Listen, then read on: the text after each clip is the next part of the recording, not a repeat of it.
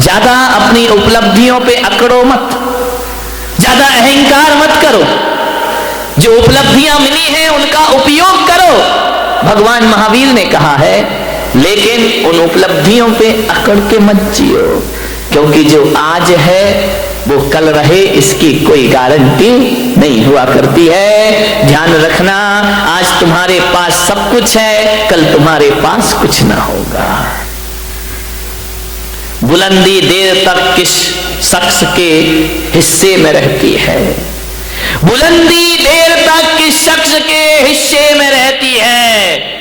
बहुत ऊंची इमारत सदा खतरे में रहती है, बहुत ऊंची इमारत सदा खतरे में।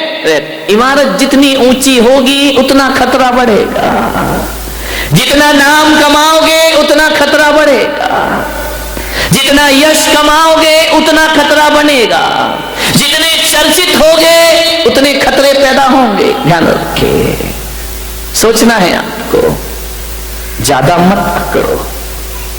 अकड़ने वाले बहुत जल्दी नीचे आते हैं। ध्यान चल रहा है ना, अभी कितने सारे राम जा रहे हैं लाइन से जेल में, धनाधन लाइन लग रही। ये कौन है? अकड़ के जीने वाले लोग हैं। थोड़ी सी उपलब्धियों पे अकड़ गए, अपने आप को ना जाने क्या समझने लगे। क्या है तुम्हारे पास? बताइए, किस बात पे अकड़ते हो? किस पे छाती चौड़ी करते हो? क्या कमाया तुमने? कुछ नहीं कमाया है। ध्यान रखना, जब ज्यादा अकड़ पैदा होना तो टाटा बिरला और रिलायंस को देख लेना, उनके आगे अपनी कोई भी औकात नहीं हुआ कर। चक्रवर्ती को देख लेना, चक्रवर्ती का वैभव, चक्रवर्ती की संपदा, आप कुछ भी नहीं है उनके आगे। ध्यान रखना, चंद रुपए मिट्टी के ठीकरे क्या बटोर लिए, आदमी अकड़ के चलने लगा। एक कार क्या खरीद ली महंगी सी, ऐसे चलते हो कि रामनाथ कोविंद के बाप तुम ही पैदा हो गए इस धरती पर। ध्यान रखिए, मान्यवर, सोचना है आपको, विचार करना है। क्या है तुम्हारे पास? चक्रवर्ती के पास कितना राज्य था, कितना राजा होता? चक्रवर्ती की संपदा कितनी होती है? 6 खंड का राजा, 5 मिलेक्स खंड और 1 आर्य खंड का अधिपति होता है चक्रवर्ती। 6 खंड का सम्राट चक्रवर्ती होता है। तुम कितने खंड के राजा हो? बोल, कितने खंड के? खंड खंड हुए जा रहे हो। ध्यान रखना, तुम्हारा तो 6 खंड का मकान भी नहीं है मेरे भाई, वो तो 6 खंड का राजा होता है। वही ले दे के 2 खंड का मकान होगा, और वो भी बरसात में टप टप टप टप करता, उसमें अकड़ रहे। वाह, चक्रवर्ती की 96,000। कितनी कितनी? कौन बोला काश हम बन जाते चक्रवर्ती? बच्चों को शांत करो जरा, शोर मचा रहे। देखो जरा किसके हैं, भगवान जाने, ऐसे छोड़ देते हैं जैसे कोई किराए के बच्चे हो। चक्रवर्ती की 96,000 रानियां। अपनी कितनी है? बोलो अतुल भाई। देखो, ईमानदारी से तो एक नहीं है। बोल रहे हो बात अलग है, तुम कह रहे हैं हम मान ले रहे हैं, कोई दिक्कत की बात नहीं है। विचार करिए, चक्रवर्ती की 96,000 रानी, अपनी एक, वो भी काली कलूटी। ध्यान रखना, एक पे ही अकड़े जा रहे हो। चक्रवर्ती के अश्वशाला में, गजशाला में 84 लाख हाथी। कितने हाथी? कितने हाथी? 84 लाख हाथी। बारामती के चक्रवर्ती हो, कितने हाथी तुम्हारे यहां? बोलो, शांति सेठ नहीं आए क्या? कितने हाथी? जवाहर सेठ गायब है। राजा सेठ, कितने हाथी अपने यहां घर में? एक भी हाथी नहीं। चलो यार, हाथी तो बहुत बड़ी बात है। चक्रवर्ती की अश्वशाला में 18 करोड़ घोड़े। कितने घोड़े? अपने यहां कितने? एक आध घोड़ा। 18 करोड़ घोड़े, 84 लाख हाथी। ध्यान रखना, और 18 करोड़ घोड़े। चलो, घोड़ा भी बहुत बड़ी बात हो गई मेरे भाई। बारामती वालों, जरा इतना बताओ, तुम्हारे घर में एक आध गधा तो होगा? गधा भी नहीं है। ना तुम्हारे घर में हाथी है, ना तुम्हारे घर में घोड़ा है, ना तुम्हारे घर में गधा, एक आध गधा। इधर मत देखो। महिलाएं इतनी होशियार है, गधे का नाम आती बोले इधर देख लो। विचार करिए, 84 लाख हाथी, 18 करोड़ घोड़े, तुम्हारे घर में एक गधा भी नहीं है मेरे भाई। गधा रखने की हैसियत नहीं है तुम्हारी, और अकड़ इतनी है कि शायद चक्रवर्ती के बाप से भी ज्यादा अपने आप को समझ। क्या औकात है चक्रवर्ती के, चपरासी की भी हैसियत अपनी। मालूम है चक्रवर्ती भरत के घर में 365 रसोई है। खाना बनाने वाले कितने थे? 365। तुम्हारे घर में काम वाली कितनी है? एक है, वो भी इसकी 2 महीने से तनख्वाह नहीं थी, वो भागने के चक्कर में। ध्यान रखिए, विचार करिए, 365 रसोई है। वो कहते हैं कि चक्रवर्ती अपनी जिंदगी में एक बार जिस थाली में भोजन कर ले, दोबारा वो थाली उसकी टेबल पर नहीं आती है। ध्यान रखना, सोने चांदी के बर्तनों में भोजन करने वाला चक्रवर्ती मान्यवर कुछ नहीं है अपने पास। अकड़ अकड़ के मत घूमो। क्या हैसियत है हमारी, क्या औकात है हमारी। जब अहंकार आए, मान कसाए आए, तो चक्रवर्ती को याद करना, सारा मान मिट्टी में मिल जाएगा मेरे भाई, और मार्दव धर्म तुम्हारे जीवन में प्रारंभ हो जाएगा। आज उत्तम मार्दव धर्म है, होना चाहिए, बहुत होगा तुम्हारे पास। मैं विरोध नहीं करूंगा, लेकिन जो भी है उस पे अकड़िए मत। झुक कर मिलिए, हाथ जोड़कर मिलिए, व्यवहार अच्छा रखिए, विनम्रता से मिलिए। एक बात याद रखना, तुम महंगी कार में बैठकर जैन भवन तो आ सकते हो, महावीर भवन, लेकिन एक बात याद रखना, अहंकार की कार में बैठकर मोक्ष की यात्रा नहीं हुआ करती है। मोक्ष की यात्रा यदि करना है तो अहंकार की कार से उतरना पड़ेगा। अहंकार की कार पे बैठकर मोक्ष की यात्रा नहीं होती, विनय के विमान में बैठकर निर्वाण की यात्रा हुआ करती। झुको, विनम्रता, ये आपके जीवन को सफलता दिलाएगी। अकबर जब दान करता था ना, बहुत बड़े दानवीर हुए अकबर। जब अकबर दान करता था, निर्धनों को, गरीबों को, जरूरतमंद को, तो दान करते समय अकबर की निगाहें झुकी रहती थी। लोगों ने कहा कि सम्राट, बादशाह, आप सारी दुनिया को दान देते हैं, आपको तो बड़ा सिर उठा के दान देना चाहिए। अकबर ने कहा कि नहीं, मैं सिर झुका के देता हूं। बोले क्यों? बोले मैं देता ही क्या हूं? बोले आपके दर पे जो आता है आप उसे जरूर दिया करते हैं। अकबर ने कहा मैं कुछ नहीं दिया करता हूं, ना मेरी औकात है कि मैं कुछ दे सकूं। अकबर ने कहा कि मैं कुछ नहीं देता। तो बोले आपकी निगाहें नीचे क्यों होती है? बस बोले मैं अंदर इतना ही चिंतन चलते रहता है कि ये जो मैं दे रहा हूं ये मेरा नहीं है, देने वाला तो ऊपर वाला होता है। अरे ये मेरी किस्मत है कि उसने मेरे हाथों को स्वीकार किया और लोगों को देना मैंने प्रारंभ किया। देनहार कोई और है, भेजत है दिन रैन, देनहार कोई और है, भेजत है दिन रैन। लोग भरम में रो करे याते नीचे।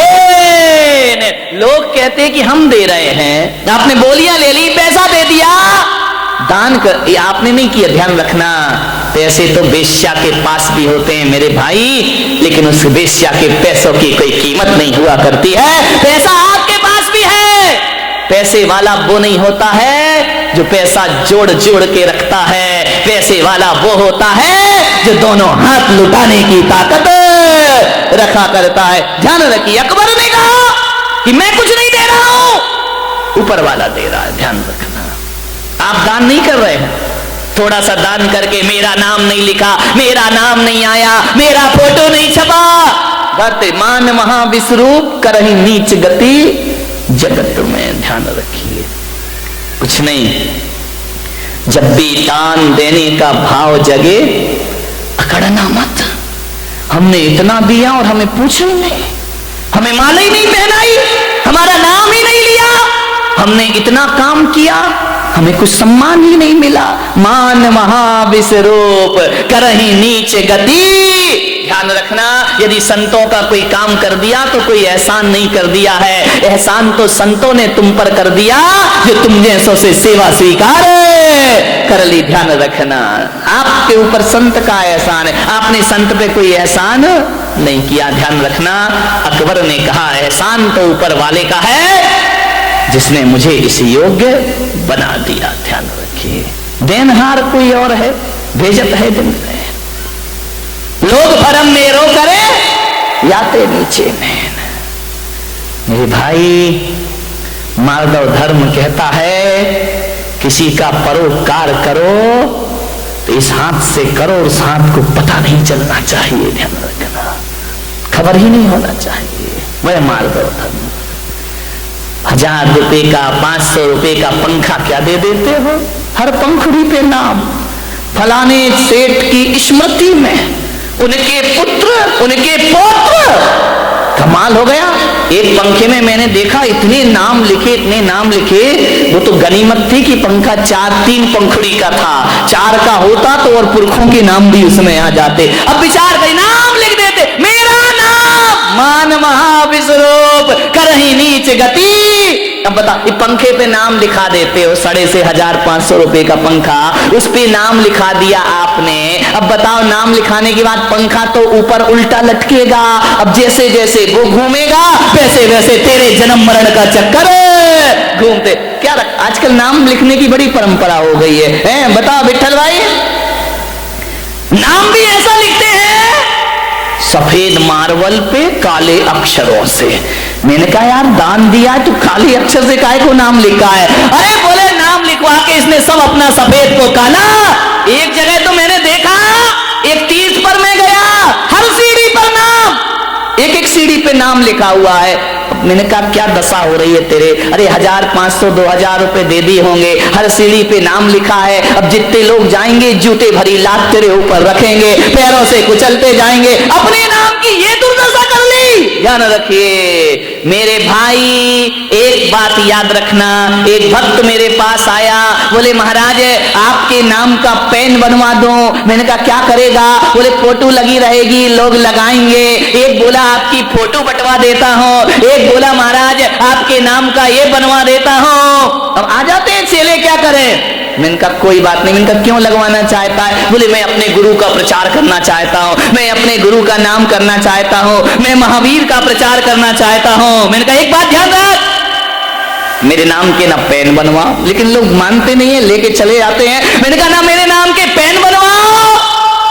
ध्यान रखिए, मैं पुलक सागर कहता हूं, यदि तुम मुझे सच्चा गुरु मानते हो तो पेन बना के मुझे जेब में मत डालो मेरे भाई। ध्यान रखना, अपनी जेब में बंद करने के लिए गुरु बनाया है क्या? मैंने कहा एक बात ध्यान रख, अरे दीवारों पे तस्वीर लगाए वो सच्चा भक्त नहीं होता, दिलों में तस्वीर बसा ले वो सच्चा भक्त हुआ करता है, जो दिलों में बसा के रखता है। ध्यान रखें, धड़कनों में बसा के रखता है। इनमें क्या होगा? फोटो पेन में कुछ नहीं होता है, सब बेकार की चीज। मानिए, मान महाविश्वरूप करहि नीच गति जगत में। अहंकार से बचो। अहंकार बड़ा मीठा है।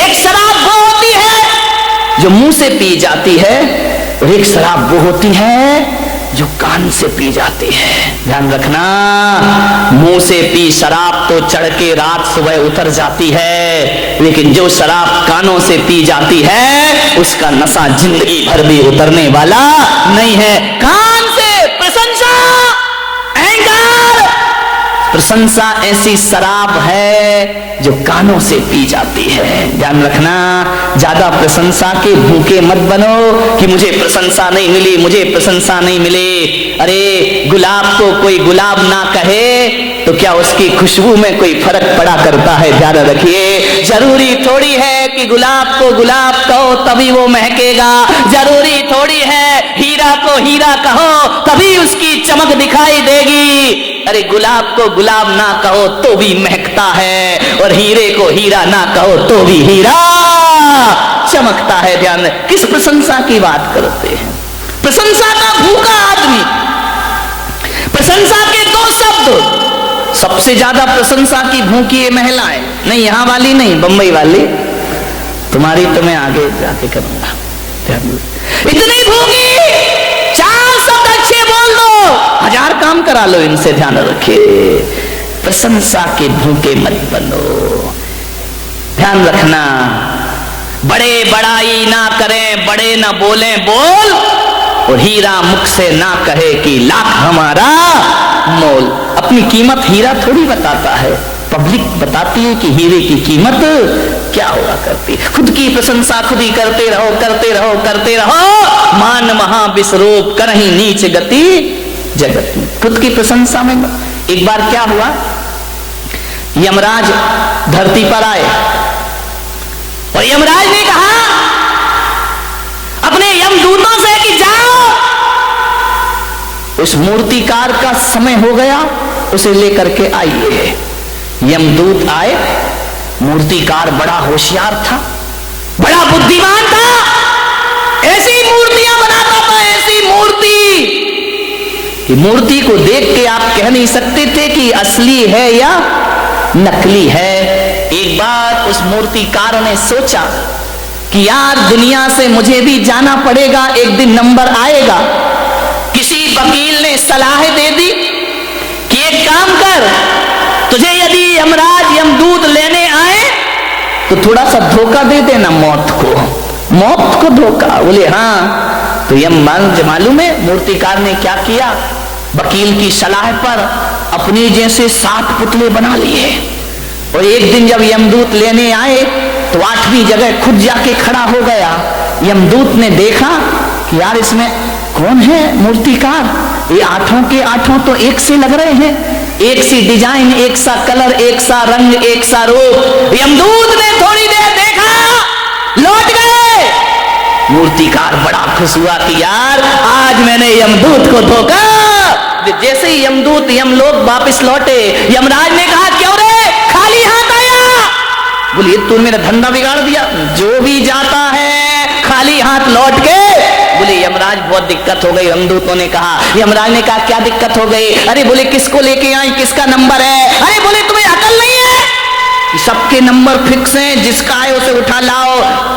अरे बोले ब्रह्मा जी ने थोड़ा गड़बड़ कर दिया। बोले क्या गड़बड़ कर दिया? बोले एक सी डाई के लोग बना दिए, एक सा चेहरा, एक सा रंग, एक सा रूप। अब बताओ कौन मूर्तिकार को लेकर आओ? वहां तो 8 खड़े हुए हैं। यमराज ने कहा कुछ भी हो जाए, ब्रह्मा जी कभी गलती नहीं किया करते हैं, कोई ना कोई कमी जरूर रखा करते हैं। अरे बोले महाराज वहां कोई कमी नहीं है, 8 के 8 बिल्कुल एक से दिखाई दे रहे हैं। हमने 1 घंटा देखा लेकिन समझ नहीं पाए कि असली मूर्तिकार किसका नंबर है, किसे लाए। यमराज ने कहा इधर आओ, इधर आओ, इधर आओ, एक मंत्र देता हूं। बोले मंत्र? बोले हाँ, एक मंत्र देता हूं, उन 8 के सामने एक मंत्र पढ़ना, जो असली होगा बाहर निकल आएगा, ज्यादा समय नहीं लगेगा। इंसान कितनी भी चालाकी कर ले, हमसे ज्यादा चालाक नहीं। यमदूत फिर आए, मूर्तिकार को पता चला कि फिर कोई लेने आ रहा है, फिर जाके मूर्ति के बाजू में खड़ा हो गया। यमदूतों ने कहा वाह क्या ब्रह्मा जी तुम्हारी कला है, गजब हो गया। 1 से 8 आदमी, कितना सुंदर ये पुतले बने हुए हैं, कितने सुंदर लोग खड़े हैं। वाह रे भगवान क्या तेरा चमत्कार है। अरे जी 8 इतने सुंदर हैं, कौन होगा वो महानुभाव जिसने इन्हें बनाया है, वो कितना सुंदर होगा। तेरी प्रतिमा इतनी सुंदर, तू कितना। हम तो उसे देखना चाहते हैं कि कौन ऐसा पुरुष है जो एक साथ एक से इतने सुंदर रूप बना दिए हैं। इतना कह ही रहे थे यमदूत कि एक मूर्ति में से आवाज आई, ये पुतले मैंने बनाए हैं। बस यमदूतों ने कहा चलो हमारा फैसला हो गया। बोले बस आ गया तुम्हारा नंबर, खत्म खेल। उसने कहा कि ये कैसे, मुझे क्यों पकड़ रहे हो? बोले बस हम यही तो पता करना चाह रहे थे कि इसमें असली कौन है और नकली। हे मूर्तिकार तू सब कुछ भुला दिया, तूने अहंकार नहीं भुला पाया, और तेरे मुंह से निकल आया कि ये पुतले मैंने। बकरी जो मैं करे अपनी खाल खिंचाए, और मैं ना कहे दूध भात नित खाए। ध्यान रखिए, विचार करिए, मैं नहीं छोड़ पाया मूर्ति का। आदमी यदि मौत की गिरफ्त में आता है, मैं के कारण आता है। ध्यान रखिए, मृत्यु का मतलब ये नहीं होता कि शरीर छूट गया तो हम मर गए। मैं तो कहता हूं जिस आदमी की यश कीर्ति जिस क्षण मर जाती है, जीते जी आदमी धरती से मर जाया करता है। जिस समय आपकी प्रतिष्ठा मर गई, जिस समय आपकी इज्जत मर गई, जिस समय आपकी सम्मान मर गया, वह मृत्यु दंड से कम नहीं हुआ करता है। ध्यान रखिए, मौत वो नहीं कि यमराज उठाकर ले जाएं। जिस समय हमारी ख्याति मर जाती है, समझना आदमी उसी क्षण मृत्यु को प्राप्त, फिर तो वो जीना नहीं है, वो तो जिंदगी को ढोना हुआ करता है। ध्यान रखिए मान्यवर, आपसे मेरा निवेदन है, अहंकार से बचने का प्रयास करिए।